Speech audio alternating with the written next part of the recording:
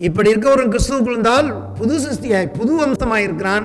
பழையவைகள் ஒளிந்து போன, பழைய வம்ச வரலாறுகள் ஒளிந்து போயின, எல்லாம் புதிதாயின. அவர் ராஜ வம்சத்தில் வந்தாலும் அவர் தேவ வம்சமாய் இருக்கிறார். நீ உங்களையும் என்னையும் அவர் நாம் எந்த வம்சத்தில் பிறந்தாலும் அவருடைய வம்சமாகிய தேவ வம்சமாய் நம்மை மாற்றியிருக்கிறார். இதுதான் கிறிஸ்துமஸ் செய்தி. காஞ்சி போயிருக்காது, உன்னை சுத்திலும் பசுமை இருக்கும், செழிப்பு இருக்கும். ஆகவே தான் நான் போய் அரண்மனையில் பிறக்கல. நான் அரண்மனையில் பிறந்தேன்னா நீ என்ன நினச்சிப்ப? பணக்காரங்க தேவன் நினச்சிப்ப. ஆனால் நான் பசுமையான சூழ்நிலை பிறந்ததுனால ஏழைகளையும் பசுமையான சூழ்நிலை நடத்தக்கூடிய ஒரு ராஜாவாக நான் பிறந்தேன். ஆளுகைனா நம்ம எங்க தெரியுமா மிஸ் பண்ணிட்டோம்? ஆளுகை இயேசு ராஜாவா நம்ம வாழ்க்கையில் இருக்கிறார்னு ஒரு மன்னன், ஒரு ராஜா, ஒரு தாவீதை எப்படி உண்மையுள்ள இருதயமும் கைகளும் திரும்பினால் நடத்த வேண்டும் என்று தாவீதிடத்தில் தேவன் எதிர்பார்த்தாரோ, இன்றைக்கு பூமியிலே உங்களை என்னையும் பசுமையான இடத்தில் நடத்துகிற மேய்ப்பர் தான் முதல் அவர். தாவீது மேய்ப்பனும் ராஜாவுமானவன், இயேசு மேய்ப்பரும் ராஜாவுமானவர். மேய்ச்சலை கொடுக்காத ராஜா ராஜா கிடையாது. அவன் யாராக இருந்தாலும் ஆட்சியாளன் இந்த உலகத்துல சரி, தன் ஜனங்களுக்கு சரியான மேய்ச்சலை கொடுக்காவிட்டால் அவனுடைய பேர் ராஜாவே கிடையாது. என் ராஜா முதலாவது அவர் மேய்ப்பர். ஆகவே தான் அவர் ராஜாவாக பிறந்தாலும் அவர் அரண்மனையை தெரிந்து கொள்ளாமல் என் கர்த்தர் அங்கே ஒரு பசுமையான சூழ்நிலையை தெரிந்து கொண்டார். இயேசு ராஜா அப்படின்னோட கண்களில் வருவது அரண்மனை. இயேசு ராஜா என்று சொன்னோடனே பரலோகம், இயேசு ராஜா என்று சொன்னோடனே ஒரு பெரிய சிங்காசனம். அங்க இருந்து தானே வந்தாரு, கீழே சிங்காசனத்தை விட்டு தானே இறங்கி எனக்காக உங்களுக்காக வந்தாரு. காய்ந்து போன வாழ்க்கையை பார்த்து யாரும் வருவதில்லை. ஏன்னா ஏற்கனவே அவங்க கஷ்டப்படுறாங்க. அதனால அவங்களுக்கு என்ன பிரயோஜனம்? இங்க வந்தும் கஷ்டம், அங்க இருந்தும் கஷ்டம், ஏங்க இங்க வரணும்? இல்ல, இவர் இடத்தில் வந்தால் மேய்ச்சல் உண்டு. ஒவ்வொரு உங்களுடைய என்னுடைய பேரை இவர் இருந்திருக்கிறார். எங்க நான் போறேன்னு எனக்கு தெரியாது.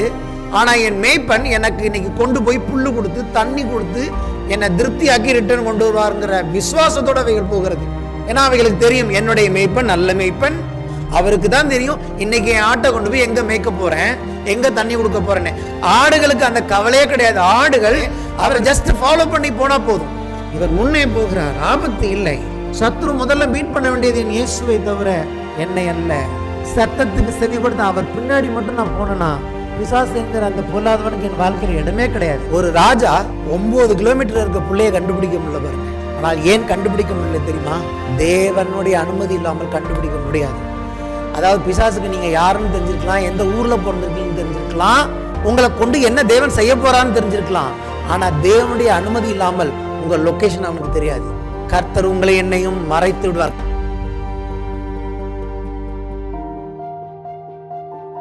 தேவனுடைய பிள்ளைகளாக உங்களுக்கு என்னுடைய கிறிஸ்துமஸ் வாழ்த்துக்களோடு கூட தேவனுடைய வார்த்தையை நான் ஆரம்பிக்கிறேன். கர்த்தர் உங்களையும் உங்கள் பிள்ளைகளையும் உங்கள் குடும்பத்தையும் அபரிதமாய் ஆசீர்வதிப்பாராக. ஆமென். கிறிஸ்துமஸ் செய்தி உள்ள போறதுக்கு முன்னாடி 4 காரியங்களை வேகமாய் சொல்ல விரும்புகிறேன். கிறிஸ்துவின் பிறப்பின் செய்தி 2000 வருஷத்துக்கு முன்னாடி புரிந்து கொள்ளப்பட்டது போல இன்னைக்கு நம்ம புரிந்து கொள்ள கூடாது. இன்றைக்கு அது நமக்கு என்ன சொல்லுகிறது என்று புரிந்து கொள்ள வேண்டும். 2வது காரியம், கிறிஸ்துவின் பிறப்பின் செய்தி நமக்கு சொல்லுகிற முக்கியமான காரியம் என்னன்னு கேட்டீங்கன்னா, வரலாற்றில் உலகத்தில் நடக்கிற சம்பவங்கள், விசேஷமாக தெரிந்து கொள்ளப்பட்ட தேவனுடைய பிள்ளைகளின் வாழ்க்கையில், உங்கள் வாழ்க்கையிலும் என் வாழ்க்கையிலும் தினந்தோறும் நடக்கும் சம்பவங்கள் எதுவுமே எதேச்சையாக விபத்து கிடையாது. அது எல்லாம் தேவன் முன்னமே திட்டம் பண்ணின தீர்க்க தரிசனத்தின் அடிப்படையில் நடந்து கொண்டு இருக்கிறது. நீங்களும் நானும் அந்த தீர்க்க தரிசனத்துக்குள் இருக்கிறோம். 3வது காரியம் என்ன? கிறிஸ்துவின் பிறப்பில் சொல்லப்பட்ட தீர்க்க தரிசனம். 2 காரியங்களை பார்க்கிறோம். கிறிஸ்துவின் பிறப்பை குறித்து சொல்லப்பட்ட தீர்க்க தரிசனங்கள் இன்னைக்கு நான் காண்பிக்க போறேன். உங்களுக்கு 2 தீர்க்க தரிசனங்களை பற்றி நான் காண்பிக்க போறேன். அதுல 1 ஏற்கனவே நிறைவேற ஆரம்பித்து விட்டது. இயேசு பிறந்த உடனே அது அமலுக்கு வந்துருச்சு. அது இன்னைக்கும் நடந்துகிட்டு இருக்கு, இன்னும் நிறைவேறி முடிக்கல. அந்த தீர்க்க தரிசனம் நிறைவேறி முடிக்கும் போது இயேசு வந்து விடுவார். ஆமென். ஆகவே நிறைவேறி கொண்டிருக்கிற தீர்க்க தரிசனத்தில் இருக்கிற நீங்களும் நானும் என்ன செய்யணும்? நாம் கேட்க போகிற செய்தியை அதன் நிமித்தம் மட்டுமல்ல, ஏற்கனவே நம்ம ஆண்டவரை அறிந்திருக்கிறோம், தேவனை பாராட்ட கற்றுக்கொள்ள வேண்டும். அவரை நன்றியோடு துதித்து ஒவ்வொரு நாளும் நம்முடைய ஆண்டவருக்கு மகிமை செலுத்த வேண்டும் என்று தேவன் எதிர்பார்க்கிறார். ஏன்னா அந்த ஒரு தீர்க்க தரிசன நிறைவேறுதலின் காலத்தில் நீங்கள் நானும் பிறந்தோம். ஆமென். நான் ஒரு நாளில் பிறந்தேன், நீங்கள் ஒரு நாளில் பிறந்தீங்க. நீங்கள் ஆக்சிடெண்ட்டாக பிறக்கல, நீங்கள் உங்கள் அம்மா அப்பாவுக்கு ஏதோ விபத்தா பிறக்கல. தேவன் உங்களையும் என்னையும் எந்த ஊர்ல எந்த தாய் தகப்பனிடத்துல என்றைக்கு பிறக்க வேண்டும் என்று அவர் தீர்மானித்திருந்தார். அதை நாம் பார்க்க போகிறோம். 4வது பிறப்பை குறித்து சொல்லப்பட்ட 2வது தீர்க்க தரிசனம் அது இன்னும் பிறப்புல நிறைவேறல. அது அவர் பிறந்தப்ப நிறைவேறல, நிறைவேறி கொண்டிருக்கிறது. அது நிறைவேற வேண்டும் என்று சொன்னால் அவர் மீண்டும் வர வேண்டும் என்று நான் சொன்னேன். 4 முக்கியமான கருத்துகளின் அடிப்படையில் நாம் என்ன பண்ண போகிறோம்? கர்த்தருடைய வார்த்தையை பார்த்து நாமும் ஆச்சரியப்பட போகிறோம். இப்போ நான் இன்னைக்கு எப்படி நான் பிரசங்கம் பண்ண போறேன்? 2 சம்பவங்கள் சொல்லுவோமா? 2 சம்பவங்களை உங்களுக்கு சொல்ல போகிறேன். அது எப்படின்னா ஸ்டோரி டெல்லிங் மாதிரி. அந்த வேத பகுதியை மட்டும் எடுத்து வச்சுங்க. நான் வேத பகுதி முக்கியமான பகுதி வாசிக்கும் போது நீங்க அங்கங்க பார்க்க வேணாம், நான் டிவியில போட சொல்லிடுவேன். இப்போ 2 சம்பவத்துல 1வது சம்பவம் பார்க்க போகிறோம். 1வது சம்பவம்னால் லூக்கா 2ஆம் அதிகாரத்தில் இருக்கிறது. லூக்கா 2ஆம் அதிகாரம் 1ஆம் வசனத்தை மட்டும் நான் வாசிப்பேன். அதுக்கப்புறம் நான் சம்பவமா அதை சொல்லுவேன். ஏன்னா உங்களுக்கு வசனமா கேட்டீங்கன்னா அதுல டைம் போகும். ஆனா நான் அதை எப்படி நடந்ததுன்னு மட்டும் சொல்றேன்.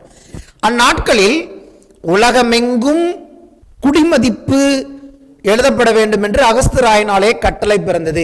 ஒரு காலகட்டத்தில் இயேசு பிறந்த அந்த நாளில குடிமதிப்பு சென்சஸ் எடுக்க வேண்டும் என்று சொல்லி அந்த ராஜாவாலே கட்டளை பிறந்தது என்று சொல்லி பார்க்கிறோம். சரி, அப்ப என்ன நடந்தது? சம்பவத்தை மட்டும் நான் சொல்றேன். அந்த சமயத்துல யோசேப்பும் மரியாளும் என்ன பண்ணுகிறார்கள்? அவங்க ஊராகிய பெத்லெஹேமுக்கு போறாங்க. நாசரேத் ஊர்ல இருக்கிற அவங்க இப்ப என்ன பண்றாங்க? யூதேயா நாட்டில் இருக்க பெத்லெஹேமுக்கு போகிறார்கள். அப்படி அவங்க போகும்போது பெத்லெஹேமில் இருக்கும்போது அந்த அம்மாவுக்கு பிரசவ காலம் வந்து விட்டது. பிரசவ காலம் அது எதேச்சியா வரல, அங்க போனோன்னு தான் வந்துச்சு. ஆமேன். ஏன்னா பெத்லெஹேமில் தான் இயேசு பிறக்கணும். அதனால தான் சொன்னேன், எந்த சம்பவமுமே நம்ம பார்க்க போறது எதுவுமே ஆக்சிடென்டல் கிடையாது, எல்லாமே தேவனுடைய திட்டம். பெத்லெஹேமுக்கு போன பிறகு அவங்களுக்கு பிரசவ வலி வந்து விட்டது. அப்ப என்ன பண்றாங்க? இயேசுவை அவர்கள் பெற்று பிள்ளையை ஒரு துணியில சுத்தி ஒரு மாட்டு தொழுவமோ ஏதோ ஒன்று சொல்றார்கள், அதனுடைய முன்னணியில் அந்த பிள்ளைய வச்சிருக்காங்க. அப்ப என்ன நடக்குதுன்னு கேட்டீங்கன்னா, இயேசு பிறக்கும் போது மேய்ப்பர்கள், அதாவது இஸ்ரேல் தேசத்தில் இருக்கிற மேய்ப்பர்கள் தங்கள் ஆடுகளை மேய்த்து கொண்டு இருக்கிறார்கள். மேய்த்து கொண்டு இரவுல என்ன பண்ணுவாங்க? அங்கேயே தங்கிடுவாங்க. அப்படி தங்கி இருக்கும் போது நிறைய தூதர்கள், திரளான சேனை இருக்கு, கொஞ்சம் தூதர்கள் நிறைய தூதர்கள் தோன்றி அவங்களுக்கு என்ன சொல்றாங்க? உங்களுக்கு என்ன வந்திருக்காங்க? அவங்க பயப்பட்டாங்க. அப்ப சொல்றாங்க, பயப்படாதீங்க, நாங்க பயமுறுத்துறதுக்காக வரல, இதோ எல்லா ஜனத்துக்கும் மிகுந்த சந்தோஷத்தை உண்டாக்கும் நற்செய்தியை உங்களுக்கு அறிவிக்கிறோம். எப்படின்னா, இன்று கர்த்தராகிய கிறிஸ்து என்னும் ரட்சகர் உங்களுக்கு தாவீதின் ஊர்ல பிறந்திருக்கிறான்னு சொன்னோன்னே நீங்க என்ன அடையாளம் கேட்டீங்கன்னா, பிள்ளைய துணியில சுத்தி முன்னாடி வச்சிருப்பாங்க. அப்போ பிள்ளைய துணியில சுத்தி முன்னாடி வைக்கணுங்கிறது யார் பிளானு? தேவனுடைய திட்டம். தூதர்கள் போய் கரெக்டா ஒரு அடையாளத்தோட சொல்றாங்க. சொன்னோன்னு என்ன பண்றாங்க? அவங்க ஒரு ஆண்டவரை துதிக்கிறாங்க தூதர்கள். உன்னதத்திலே தேவனுக்கு மகிமை, பூமியில சமாதானம், மனுஷராகிய உங்கள் மேலும் பிரியம் உண்டாவதாக என்று சொல்லி தேவனை துதித்தார்கள்.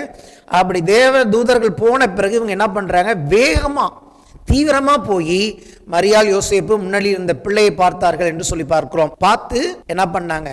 அந்த பிள்ளையை பற்றிய செய்தியை எல்லாருக்கும் பிரசித்தம் பண்ணினார்கள். இது சம்பவம் 1. என்ன நடந்தது?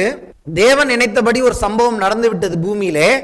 தூதர்கள் முதலாவது மேய்ப்பர்களுக்கு தான் சொன்னார்கள். இஸ்ரேல் மேய்ப்பர்களுக்கு சொன்னப்போ மேய்ப்பர்கள் அதை கேட்டார்கள். மேய்ப்பர்கள் போய் அந்த பிள்ளையை பார்த்தார்கள். மேய்ப்பர்கள் அந்த பிள்ளையை குறித்து சொல்லப்பட்ட காரியத்தை குறித்து ஆச்சரியப்பட்டார்கள். இன்னும் சொல்ல போனா மேய்ப்பர்கள் அந்த பிள்ளையை குறித்து சொன்ன செய்தியை பிரசித்தம் பண்ணினார்கள், தேவனை துதித்தார்கள், திரும்பி போனார்கள். அவ்வளவுதான் நடந்துச்சு. ஒரு மகா பெரிய காரியம், சம்பவம். அந்த சம்பவம் கடைசி என்ன சொல்றாங்க? அவர்கள் திரும்பி போய்விட்டார்கள். ஒன்னோன்னு தான் அங்க முக்கியமானது என்னன்னு கேட்டீங்கன்னா, இதையெல்லாம் அவங்க அம்மா இருதயத்தில் வச்சு என்ன பண்ணாங்களாம்? யோசிக்க தொடங்கினார்கள். இதை தவிர அங்க ஒரு பெரிய காரியமும் நடக்கல. குழந்தை அங்க பிறந்தாச்சு. ஏன்னா அது தாவீதோட ஊர். என்ன ஊர் அது? தாவீதோட ஊர்ல குழந்தை பிறந்துருச்சு. அந்த குழந்தை பிறந்து 2 வருஷம் ஆயிடுச்சு. இப்போ இந்த குழந்தை பிறந்தப்ப இன்னொரு சம்பவம் மத்தேயு 2ஆம் அதிகாரத்துக்கு போவோம். மத்தேயு 2. அகஸ்தியராயன் தான் பெரிய ஆளு, ஏரோது அவனுக்கு கொஞ்சம் கீழே.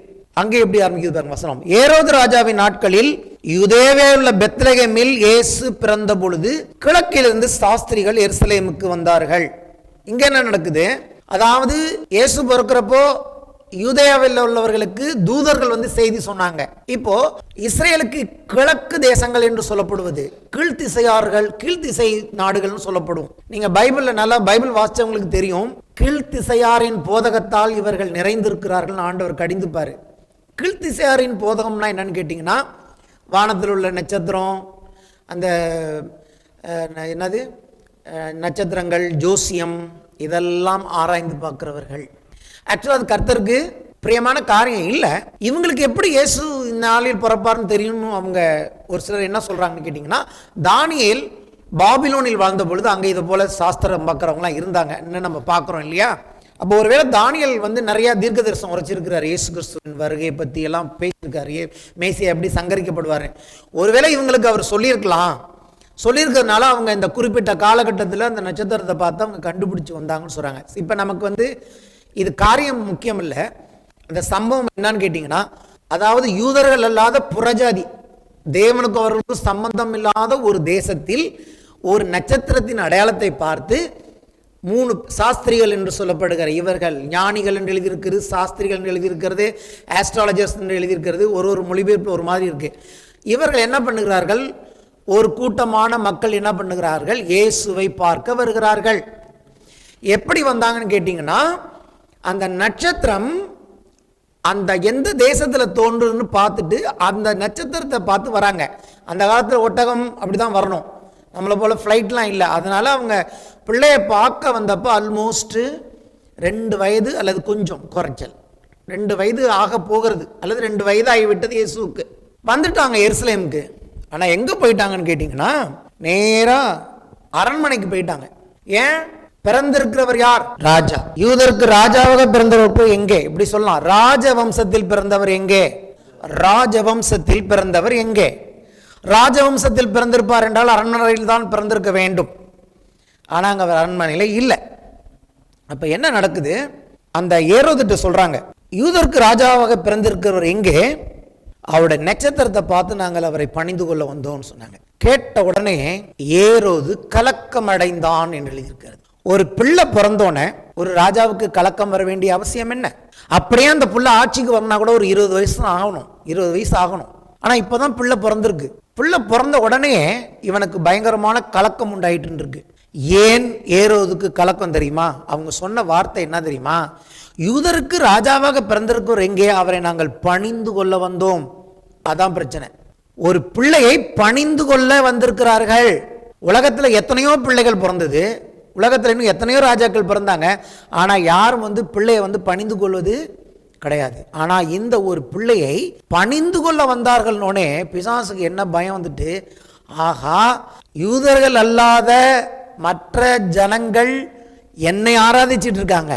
யூதர்கள் இல்லாத தேசத்தில் யூதர்கள் மட்டும்தான் தேவனை ஆராதிக்கிறாங்க, மற்ற புறஜாதி தேசங்கள்லாம் யார் ஆராதிக்கிறாங்க? என்ன ஆராதிச்சிட்டு இருக்காங்க. இப்போ இந்த பிள்ளை யாருன்னா, இது ஆராதனைக்குரிய பிள்ளை. ஆமேன். இந்த பிள்ளை வளர்ந்தா என்ன நடக்கும்? உலகத்தில் உள்ள எல்லாருமே அந்தந்த வழிபாடுகளை விட்டுட்டு மெய்யான தேவனை ஆராதிக்க வந்து விடுவார்கள், எனக்கு ஆராதனை நிற்க போகிறது என்ற கலக்கத்தினாலே அவன் பிள்ளையை கொல்ல வகை தேடினான். உடனடியாக நல்ல புத்திசாலி பாருங்க அவன். என்ன அவங்க வந்து சொல்லிட்டாங்க, யூதருக்கு ராஜாவை பிறந்திருக்கிறாருன்னு சொல்லிட்டாங்க. இப்போ என்ன தெரிஞ்சிட்டு அவனுக்கு தெரிஞ்சிட்டு அவர் யார் என்பது தெரிந்து விட்டது. அவர் யார் பிறந்திருக்கிறவர்? மேசியான்னு தெரிஞ்சிருச்சு, தேவகுமாரன் தெரிஞ்சிருச்சு. இப்போ என்ன பண்ணுறான், அவங்க கிட்ட அடுத்த ஸ்டெப்பு நீங்கள் கேட்டால் புரியாது. அடுத்து என்ன பண்ணுறான், அந்த ஊரில் இருக்கிற வேதபாரகர்கள், பிரதான ஆசாரியர்லாம் கூட்டிட்டு வரான். அவங்களுக்கு தான் பைபிள் தெரியும், எல்லாம் கவனிங்க, அவங்களுக்கு தான் பைபிள் தெரியும். வந்திருக்க சாஸ்திரிகளுக்கு பைபிள் தெரியாது. அவங்க நட்சத்திரத்தை பார்த்து, நட்சத்திரம் என்ன பண்ணுச்சு, கூகுள் மேப் மாதிரி கூட்டிட்டு வந்துருச்சு. இன்னைக்கு கூகுள் மேப் மாதிரி அன்னைக்கு நட்சத்திரம் தான் ஆண்டவருக்கு போட்ட கூகுள் மேப்பு. கூகுள் மேப்பை பிடிச்சி ஈஸ்ட்லேருந்து கிளம்பி பெத்லஹேமுக்கு வந்துட்டாங்க.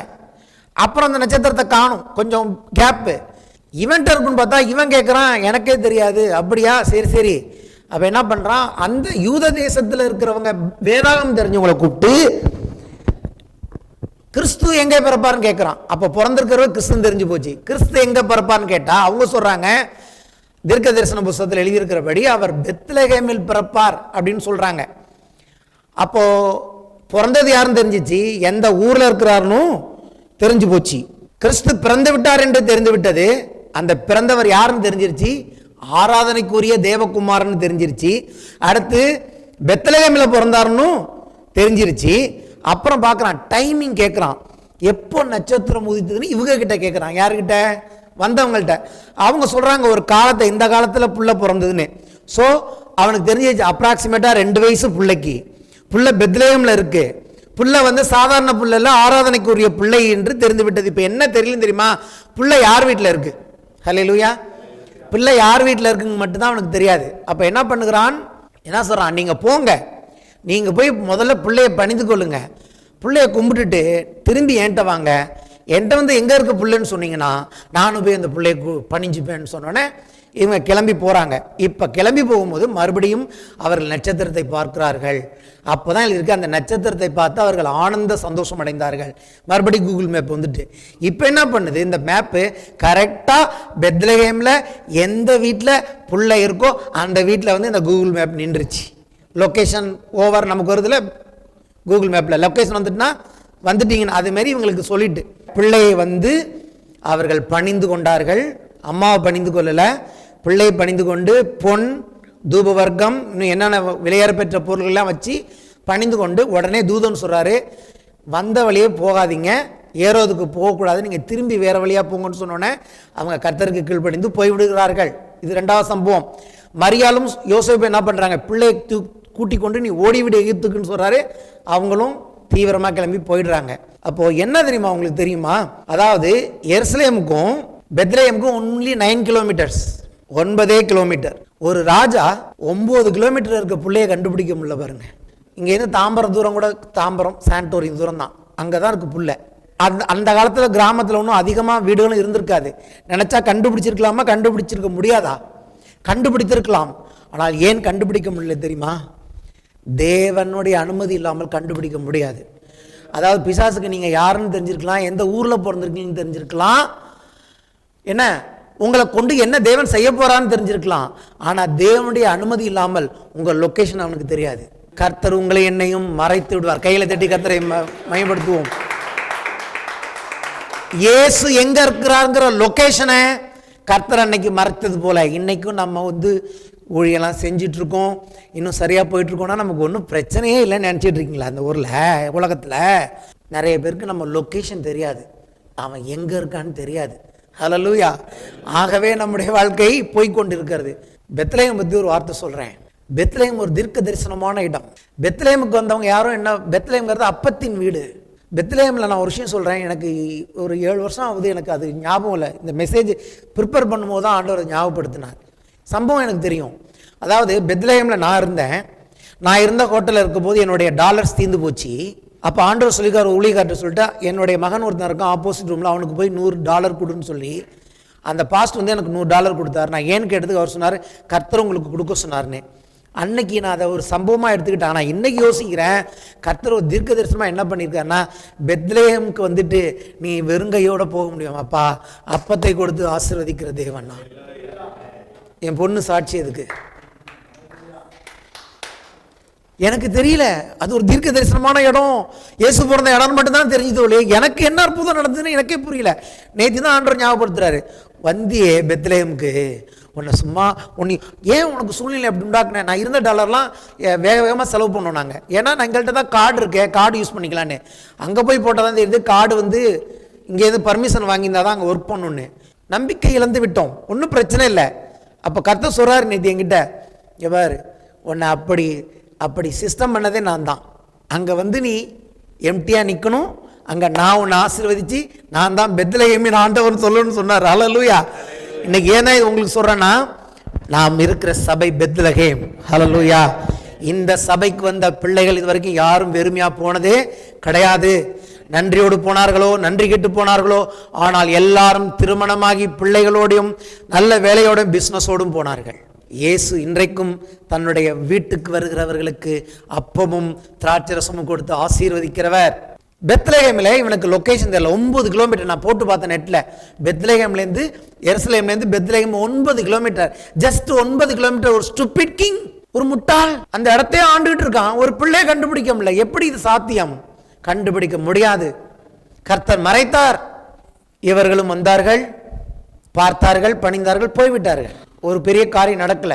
2 விதமான மக்களுக்கு தெரிந்து விட்டது, இஸ்ரவேலை ஆளும் ராஜா பிறந்திருக்கிறார். ராஜா பிறந்த 2 சம்பவத்தை சொல்லிட்டேனா கதை. ஏன் இந்த ராஜா பிறந்தார், இந்த ராஜாவை பற்றிய தேவனுடைய எதிர்பார்ப்பு என்ன? இவர் எந்த ஊர்ல பிறந்தார்?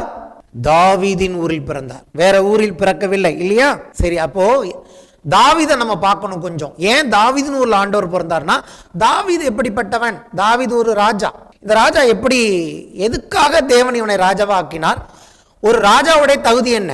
இன்னைக்கு நம்ம இந்த நாட்டில் சிலர் ஓட்டு போட போகிறோம். தேவன் அவர்களை குறித்து வைத்திருக்கிற எதிர்பார்ப்பு என்ன? ஒரு ராஜானா அவன் எப்படி இருக்கணும்? அதுக்கு தான் இயேசு பிறந்தார். சங்கீதம் 78, 70, 71, 72 வசனங்கள். தம்முடைய தாசனாகிய தாவீதை தெரிந்து கொண்டு ஆட்டு தொழுவங்களில் இருந்தவனை எடுத்தார். எடுத்த என்னது? ஆட்டு தொழுவம். கரவலாடுகளின் பின்னாக திருந்த அவனை தம்முடைய ஜனமாகிய யாக்கோபையும் தன்னுடைய சுதந்திரமாகிய இஸ்ரேலையும் மேய்ப்பதற்காக அழைத்து கொண்டு வந்தார். இப்ப ராஜாங்கிறவன் யாருங்க? மேய்க்கணும். ராஜானா ஆள்றவன் இல்ல, மேய்க்கணும். என்னன்னு பார்ப்போம். அடுத்த வசனம். இவன் அவர்களை எப்படி மேய்த்தான்? தன் இருதயத்தின் உண்மையின்படியே மேய்த்து. ஹல்லேலூயா. உள்ள உண்மையா மேய்ச்சான். ஆமென். மேய்த்து தன் கைகளின் திறமையினால் அவர்களை நடத்தினான். வெறும் உண்மை இருந்தா பார்த்தாதுங்க, திறமை வேணும். ஒரு ராஜாவுக்கு திறமை வேணும், ஒரு ராஜாவுக்கு உண்மை வேணும். உண்மை மட்டும் இருந்து திறமை இல்லைனாலும் வேஸ்ட்டு, திறமை மட்டும் இருந்து உண்மை இல்லைனா வேஸ்ட்டு. தாவீது 2ம் உடைய ஒரு மேய்ப்பனாயிருந்தான். தேவனுடைய பார்வையில் மக்களை சரியாக நடத்தணும்னா அவங்க எப்படி இருக்கணும்னா, பாஸ்டருக்கும் பொருந்தும். பாஸ்டர்னா என்ன அர்த்தம் தெரியுமா? மேய்ப்பன் அர்த்தம். இது ராஜாவுக்கும் பொருந்தும், என்னை போல பாஸ்டருக்கும் பொருந்தும். உண்மையாகவும் உங்களை மேய்க்கணும், அதே சமயத்தில் திறமையும் இருக்கணும். எப்படி எங்கே தட்டி கரெக்டாக கொண்டு போகணும்னு.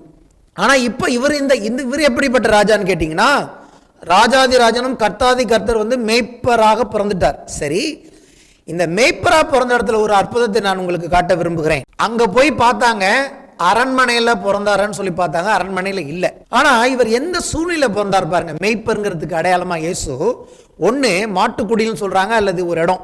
அது எப்படிப்பட்ட ஒரு சூழ்நிலை? மேய்ப்பர்களுக்குரிய சூழ்நிலை. ஆமென். ஏற்கனவே அங்கே மேய்ப்பர்கள் ஆடு மேய்ச்சிட்டு இருக்காங்க. இவர் பிறந்த இடமோ என்ன மாதிரி ஒரு சூழ்நிலை? மேய்ப்பர்களுக்குரிய ஒரு சூழ்நிலை. இன்னொன்று என்னன்னு பார்த்தீங்கன்னா, சத்திரத்தில் அவருக்கு இடம் கிடைக்கல. அதுவும் வேணுக்குனே தான் நடந்தது. சத்திரத்தில் குழந்தை பிறக்கிறதுக்காக போய் கேட்குறாங்க, ரூம் கிடைக்கல, ரூம் கொடுக்க மாட்டேன்ட்டாங்க. ஹோட்டலில் ரூம் கிடைக்கல அவருக்கு. அப்போ இங்கே பிறக்கிறான்னு பார்க்குறோம். அப்போ நீங்கள் ஒரு விஷயம் கவனிக்கலாம்.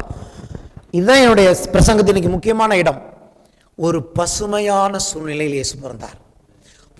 பிறக்கும்போது சுற்றிலும் புல், ஆடு, மாடுகள், மேய்ப்பர்கள், ஒரு பசுமையான சூழ்நிலை.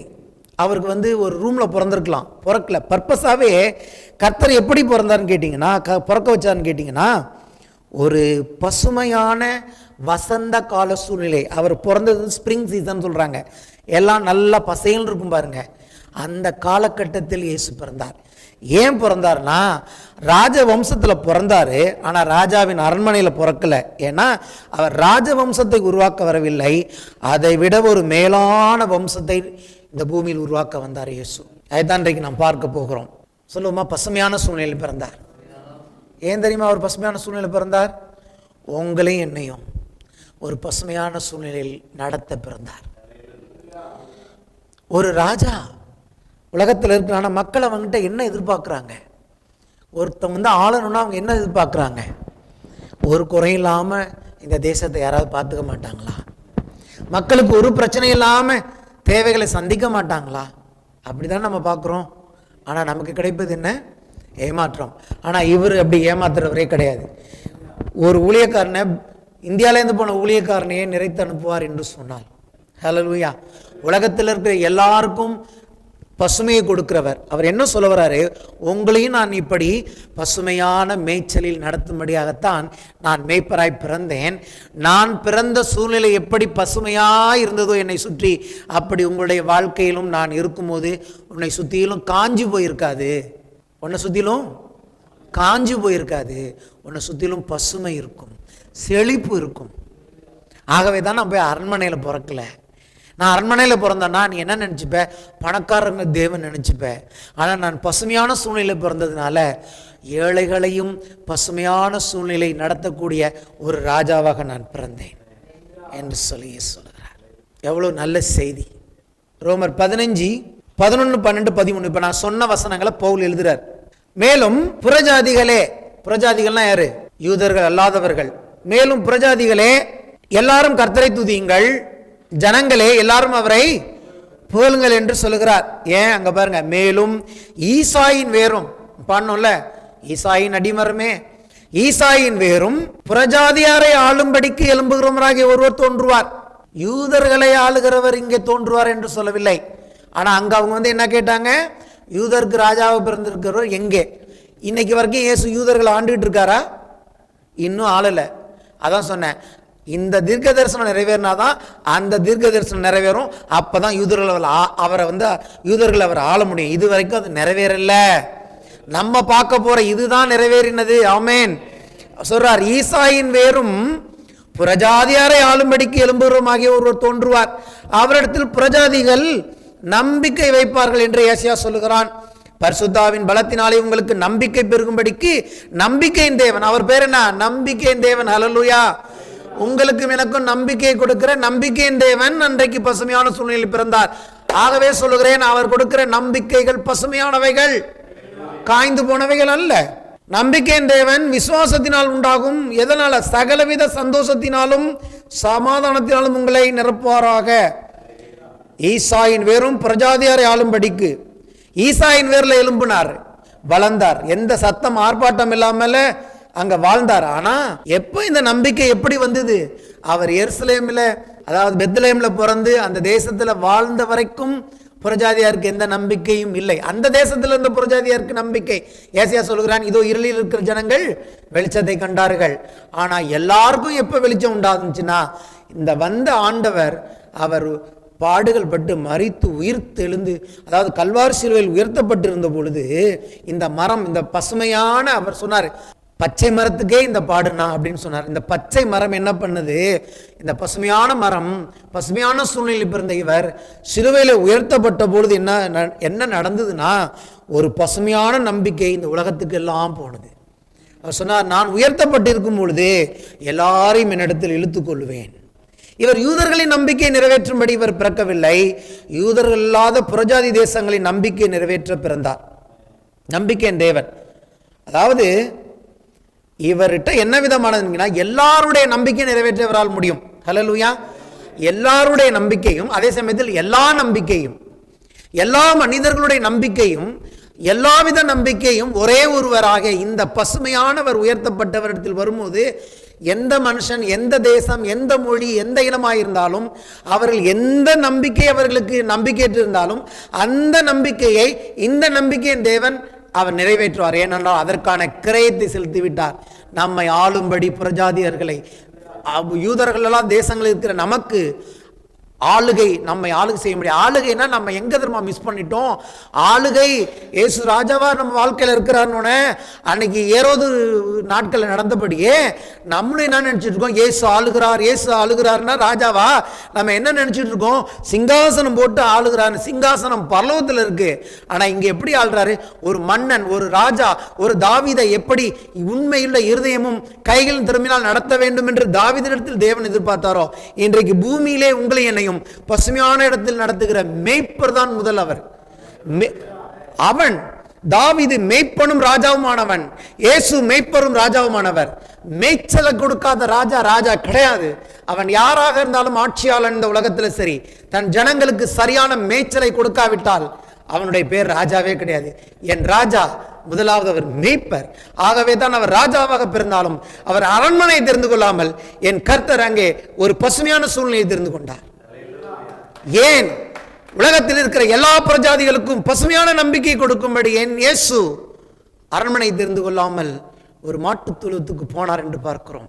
இவரில் என்ன நம்பிக்கை வைத்தாலும் அதை நிறைவேற்றவர் வல்லவராக இருக்கு. இப்படிப்பட்ட ஆண்டவரிடத்தில் நாம் வந்திருக்கிறோம், சாதாரணமானவரிடத்தில் இல்லை. நானும் அப்படிதான். இயேசு ராஜா அப்படின்னோட கண்களில் வருவது அரண்மனை. இயேசு ராஜா என்று சொன்னவனே பரலோகம். இயேசு ராஜா என்று சொன்னவனே ஒரு பெரிய சிங்காசனம். அங்கிருந்து தானே வந்தார் கீழே, சிங்காசனத்தை விட்டு தானே இறங்கி எனக்காக உங்களுக்காக வந்தாரு. இப்ப நம்ம ஏன் சிங்காசனத்தை பார்த்துட்டு இருக்கோம்? சிங்காசனம் எப்பொழுது நிறைவேறும்? எல்லாரும் புறஜாதிகளுடைய நிறைவு உண்டான பிறகு அவர் மறுபடியும் வந்து எருசலேமில் அவர் யூதருக்கு ராஜாவாக ஆளும்போது சிங்காசனம் உண்டு, உங்களுக்கும் உண்டு, எனக்கும் உண்டு. அவருடைய ஜனங்களை அன்றைக்கு ஆழ்வார். ஆனால் அது அவருடைய நோக்கம் அல்ல. உலகத்தில் இருக்கிற எல்லா மக்களையும் ஆள வேண்டும். எப்படி ஆள வேண்டும்? நான் எப்படி உங்களை ஆளுகிறேன் உலகத்துக்கு காட்டுங்க. சபையில் இருக்கிறவங்களுடைய இந்த கர்த்தராகிய ஆண்டவர் தேவன் மேய்ப்பர் எப்படி உங்களை என்னையும் பசும்புல் மேய்ச்சலில் நடத்துகிறார் என்று சொல்லி ஆசீர்வதிக்கப்பட்ட வாழ்க்கை வாழும்போதுதான் இந்த ராஜாவினிடத்தில் மற்றவர்கள் வருவார்கள். காய்ந்து போன வாழ்க்கையை பார்த்து யாரும் வருவதில்லை. ஏன்னா ஏற்கனவே அவங்க கஷ்டப்படுறாங்க. அதனால அவங்களுக்கு என்ன பிரயோஜனம்? இங்க வந்தும் கஷ்டம், அங்க இருந்தும் கஷ்டம், ஏங்க இங்க வரணும்? இல்ல, இவரிடத்தில் வந்தால் மேய்ச்சல் உண்டு. ஆகவே தான் அநேக வீடியோக்கள் வருகிறது. கர்த்தரின் மேய்ப்பராக இருக்கிறார், நான் தாழ்ச்சியடைந்த அந்த ஒரு வசனத்தை டெய்லி சொல்லுங்க, அதுலேயே அவ்வளோ அற்புதம் நடக்குதுன்னு சொல்றாங்க. நடக்குது, எனக்கு நடந்தது, உங்களுக்கும் நடக்கும். யோவான் 10:3 வாசலை காக்கிறவன் அவனுக்கு திறக்கிறான், ஆடுகளும் அவன் சத்தத்துக்கு செவி கொடுக்கிறது. அவன் தன்னுடைய ஆடுகளை பெயர் சொல்லி கூப்பிட்டு அவைகளை வெளியே நடத்தி கொண்டு போகிறான். ஒவ்வொரு உங்களுடைய என்னுடைய பெயரை அவர் அறிந்திருக்கிறார். அவன் தன்னுடைய ஆடுகளை வெளியே விட்ட பின்பு அவைகளுக்கு முன்பாக நடந்து போகிறான். ஆடுகள் அவன் சத்தத்தை அறிந்திருக்கிறபடினால் அவனுக்கு பின் செல்லுகிறது. எங்க போறான்? மேய்ப்பன் என்று சொல்லி அவன் முன்னே போனால் எங்கதான் ஆடுகள் அமைதியா போயிடுது. ஏன் தெரியுமா? ஆடு நம்பி போகுது. ஆடு நம்பி போகுது. என்னன்னா, மேய்ப்பன் எங்க நான் போறேன்னு எனக்கு தெரியாது, ஆனா என் மேய்ப்பன் எனக்கு இன்னைக்கு கொண்டு போய் புல்லு கொடுத்து தண்ணி கொடுத்து என்னை திருப்தியாக்கி ரிட்டர்ன் கொண்டு வருவாருங்கிற விசுவாசத்தோட அவைகள் போகிறது. ஏன்னா அவைகளுக்கு தெரியும் என்னுடைய மேய்ப்பன் நல்ல மேய்ப்பன். இந்த மேய்ப்பன் என்ன பண்ண போகிறார்? நான் எந்த ஒரே நாள்ல ஒரே இடத்துல மேய்ஞ்சிட்டு இருக்காது, ஒவ்வொரு நாளும் புல்லுள்ள வேற இடங்களுக்கு நடத்துவார். அவருக்கு தான் தெரியும் இன்னைக்கு என் ஆட்டை கொண்டு போய் எங்க மேய்க்க போறேன், எங்க தண்ணி கொடுக்க போறேன்னு. ஆடுகளுக்கு அந்த கவலையே கிடையாது. ஆடுகள் அவர் ஏன்னா அவர் முன்னாடி போறாரு. ஆடுகள் விசுவாசத்தோட அவர் ஜஸ்ட் ஃபாலோ பண்ணி போனா போதும். அவர் கொண்டு போய் எங்க உனக்கு புல்லு வேணும், எங்க தண்ணி வேணும் அவர் நடத்துவார். இன்னொன்னு, எதிரி வந்தால் அந்த எதிரி சந்திக்க வேண்டியது என்ன இல்லை, என் மேய்ப்பனை தான் முதல்ல. ஏன்னா அவர் முன்னாடி போறாரு. என்ன முன்னாடி விட்டு அவர் பின்னாடி போல, ஆபத்து வந்தா இப்படியே ரிவர்ஸ்ல ஓடி போயிடலாம், எஸ்கேப் ஆயிடலான்னு. It is not like that. சில மனுஷங்க மேல நம்ம கூட வருவேன்னு சொல்லுவாங்க. சாகும் வரைக்கும் நான் உன்னை ஃபாலோ பண்ணுவேன், நான் உன்னை கைவிடாம இருப்பேன்னு. ஒருவனையும் காணும். இயேசுக்கே ஒருவனையும் காணும். ஆண்டவரே நான் உயிரை கூட கொடுப்பேன், நான் பேதுரு காணாமல் போய் விட்டான். பிதா ஒருவர் தான் அவரோடு இருந்தார். அவர் சொன்னார், பிதா என்னை தனியே விட மாட்டார். இன்னைக்கு சொல்றேன், இயேசுவை நம்பி வந்தவங்க மனுஷனை நம்பிங்கன்னா, நல்ல நல்ல நல்ல வார்த்தையை பேச விரும்புகிறேன். அவர் ஒருவர் மேலே உங்கள் நம்பிக்கை வையுங்கள். இவர் முன்னே போகிறார், இவர் முன்னே போகிறார், ஆபத்து இல்லை. சத்ரு முதல்ல மீட் பண்ண வேண்டியது என் இயேசுவை தவிர என்னை அல்ல. என் மேய்ப்பனுக்கு அவருடைய சத்தத்துக்கு செவி கொடுத்த அவர் பின்னாடி மட்டும் நான் போனேன்னா, பிசாசுங்கிறவனுக்கு ஒரு பிசாசுங்கிற அந்த பொல்லாதவனுக்கு என் வாழ்க்கையில் இடமே கிடையாது. எப்போ நான் என் ஆண்டவருடைய கரத்தை விட்டு நான் இடதுபுறமும் வலதுபுறமும் செதறி மந்தையை விட்டு சபையை விட்டு சபைக்கு வர்றது எதுக்கு தெரியுமா? சபையில் இங்கே கர்த்தர் தான் மேய்ப்பர். குட்டி மேய்ப்பனாய் ஒருத்தனை வச்சிருக்கிறார். ஏன் சபைன்னு ஒரு ஒழுங்கு வச்சிருக்கிறார். ஏன் சர்ச்சுக்கு வாங்கன்னு கூவி கூவி அழைக்கிறோம். விசுவாசியே, நீ இடதுபுறம் வலதுபுறம் போகாத வரைக்கும் உனக்கு பாதுகாப்பு இருக்கிறது. இங்கே ஜெபம் செய்கிறோம், இங்கே வார்த்தையை பிரசங்கிக்கிறோம், உனக்கு பாதுகாப்பு, தேவனுடைய பாதுகாப்பு. ஏன்னா ஆண்டவர் சத்ரு வந்தானா முதல்ல இயேசுவை தாண்டி உங்ககிட்ட வர முடியாது. ஏன் தெரியுமா? இவர் ராஜா, அவர் நமக்காக யுத்தம் பண்ணுவார். ஒரு வசனம் தான், கர்த்தரின் மேய்ப்பராக இருக்கிறேன் நான் தாழ்ச்சியடைன்னு சொன்னாலே வாழ்க்கை போயிட்டே இருக்கலாம். அதை சொல்ல இந்த வாய் நமக்கு வலிக்குது. சில வேலைகளில் சொன்னாலும் வாய்ப்பாடு மாதிரி சொல்லிட்டு விட்டுருது. கர்த்தரின் மேய்ப்பராக இருக்கிறார் தாழ்ச்சியடை, பாஸ்டர் சொல்லியிருக்காரு, அதனால நீங்க சொல்லிடணும் எப்படியாவது ஒரு வார்த்தை.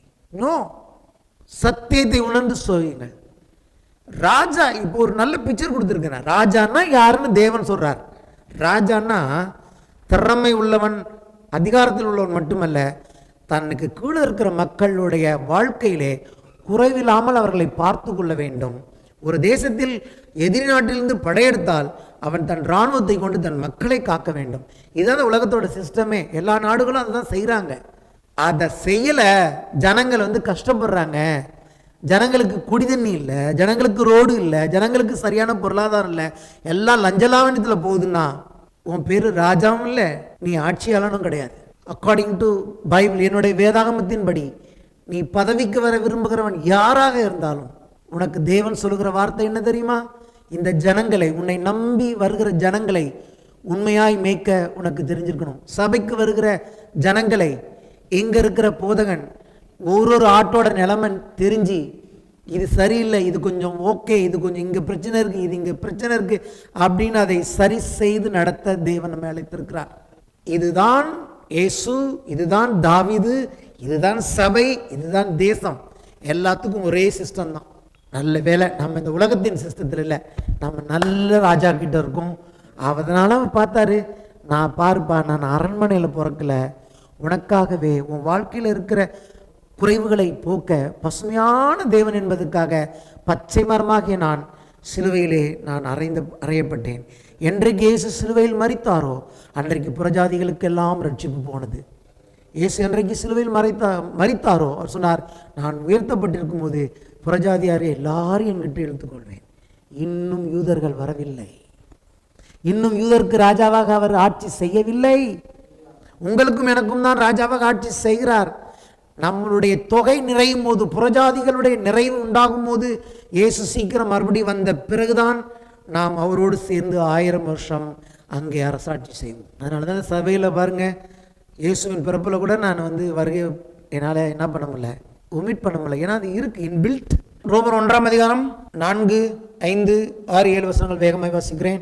இயேசு கிறிஸ்துவை குறித்து தேவன் தம்முடைய தீர்க்கதரிசிகள் மூலமாய் பரிசுத்த வேதாகமங்களில் முன்னே தம்முடைய சுவிசேஷத்தை பற்றி வாக்குத்தத்தம் பண்ணினபடி கர்த்தராகிய இயேசு கிறிஸ்துவானவர் மாம்சத்தின்படி தாவீதின் சந்ததியில் பிறந்தவரும் உயிர் தெழுந்ததினாலே பரிசுத்தமுள்ள ஆவியின்படி தேவனுடைய சுதன் என்று மரித்தோரிலிருந்து உயிர் தெழுந்ததினாலே பலமாய் ரூபிக்கப்பட்ட தேவகுமாரமாய் இருக்கிறார். அதுக்கப்புறம் நம்மளெல்லாம் அழைத்தார். அங்கே இருக்கு பாருங்க, சகல ஜாதிகளையும் புறஜாதிகள் சகல ஜாதிகளையும் அவர்களுக்குள் இயேசு கிறிஸ்துவினால் அழைக்கப்பட்ட உங்களையும் தமது நாமத்தின் நிமித்தம் விசுவாசத்துக்கு கீழ்ப்படிய பண்ணும் பொருட்டு எங்களுக்கு கிருபையும் அப்போஸ்தலத்தையும் கொடுத்தார். இதுதான் தீர்க்க தரிசனம், இதான் சபை. சொன்னா எதுக்கு ஊழியன்னு கொடுத்துருக்கிறார். அங்கே என்னங்க எங்கேருந்து ஆரம்பிக்கிறார் பாருங்க, இயேசு கிறிஸ்து மாம்சத்தின்படி தாவீதின் சந்ததியில் பிறந்தார். கிறிஸ்துமஸ் செய்தியிலே சபையின் செய்தி இருக்கு. இப்போ நான் ஒரு காரியத்தை நான் காண்பிக்க விரும்புகிறேன். மாம்சத்தின்படி சொல்லுமா, மாம்சத்தின்படி தாவீதின் சந்ததியில் பிறந்தார். ஆனால் அவர் உயிர் தந்த பிறகு ஆவியின்படி யாருடைய சந்ததி அவர்? அதாவது நான் இப்படி சொல்கிறேன், மாம்சத்தின்படி அவர் ராஜவம்சம், ஆனால் ஆவியின்படி அவர் தேவ வம்சம். மாம்சத்தின்படி ராஜவம்சம், உயிர் தெழுந்த ஆவியின்படி அவர் தேவ வம்சம். தேவகுமாரன் மானிடனாய் வந்தார். இப்பொழுது மனிதர்களை வெறும் என்ன வம்சம்னு கேட்கறதுக்கு இல்லை, அவர் ராஜவம்சம். நம்ம எல்லாம் ராஜவம்சமாக இல்லை, ஒருத்தருக்கும் ஒரு வம்சம் இருக்குது. நமக்கு ஒரு வம்சம், ஒரு வரலாறு இருக்கு அஃப்கோர்ஸ். இன்றைக்கி வேணால் கொஞ்சம் அப்படி இல்லை, ஒரு காலத்தில் எல்லாருக்குமே ஒரு வம்சம் வரலாறுலாம் வச்சுருந்தாங்க. ஆனால் அதை பற்றி பிரச்சனை கிடையாது. இவர் என்ன சொல்கிறாரு, நீ எந்த வம்சத்தில் பிறந்தாலும் பரவாயில்ல, நானே ஒரு வம்சத்தில் பிறந்தேன், ஆனால் எனக்கு அந்த வம்சத்தை நான் பார்க்கல, நான் தேவ வம்சத்தின்படி தேவகுமாரன். ஆகவே என்னை விசுவாசிக்கிற ஒவ்வொரு உன்னுடைய வம்சத்தை மாற்றி நான் தேவ வம்சமாய் மாற்ற வந்தேன். வசனம் இருக்கா? ஏன் கதை இல்லை, வசனம் வாசிப்போம். 2 கொரிந்தியர், இப்போ நான் சொன்ன வார்த்தை அங்கே வசனமாக இருக்கும். 2 கொரிந்தியர் 5ஆம் அதிகாரம் 16ஆம் வசனம். நல்ல காதல் தீட்டிட்டு கேளுங்க. ஆகையால் இது முதற்கொண்டு நாங்கள் ஒருவனையும் மாம்சத்தின்படி அறியோம். அப்படின்னா என்ன அர்த்தம்? என்ன பரம்பரை நாங்கள் அறிந்து கொள்ள மாட்டோம். அதில் ரொம்ப அற்புதமான வசனம் பாருங்க, நாங்கள் கிறிஸ்துவையும் மாம்சத்தின்படி அறிந்திருந்தாலும் இனி ஒருபோதும் அவரையும் மாம்சத்தின்படி அறிய மாட்டோம். தாவீதின் குமாரன் என்ன சந்ததின்னு எங்களுக்கு தெரிஞ்சிருந்தா கூட இனிமேல் அதை பற்றி நாங்கள் பேச மாட்டோங்கிறாங்க. எங்கே வந்துட்டாங்க பாருங்க. அதுக்கு தான் சொன்னேன், கிறிஸ்துமஸ் செய்தியை 2000 வருஷத்துக்கு பின்னாடின்னு கேட்கும். தாவீதின் ஊரில் பிறந்தார், மாட்டுக்கோட்டையில் பிறந்தார், யூதருக்கு ராஜாவாக பிறந்திருக்கிறவர் எங்கே? எல்லாம் ஓகே. இன்னைக்கு என்ன அவர் சொல்றாரு? புதிய ஏற்பாடு என்ன சொல்லுது? அவர் மாம்சத்தின்படி அப்படிலாம் பிறந்தாரு. ஆனால் இன்னைக்கு எங்களுக்கு அது முக்கியம் இல்லை. நீங்களும் இப்படி இருக்க, அடுத்த வசனம், இப்படி இருக்க ஒரு கிறிஸ்துவுக்குள் இருந்தால் புது சிருஷ்டி, அதாவது புது வம்சமாக இருக்கிறான். இனிமேல் அப்படி வாசிக்கணும். கிறிஸ்துவுக்குள்ள இருக்கியா? அப்ப என்ன வம்சம்? புது வம்சம். இப்படி இருக்க ஒரு கிறிஸ்துவுக்குள் இருந்தால் புது சிருஷ்டியாய் புது வம்சமாய் இருக்கிறான்.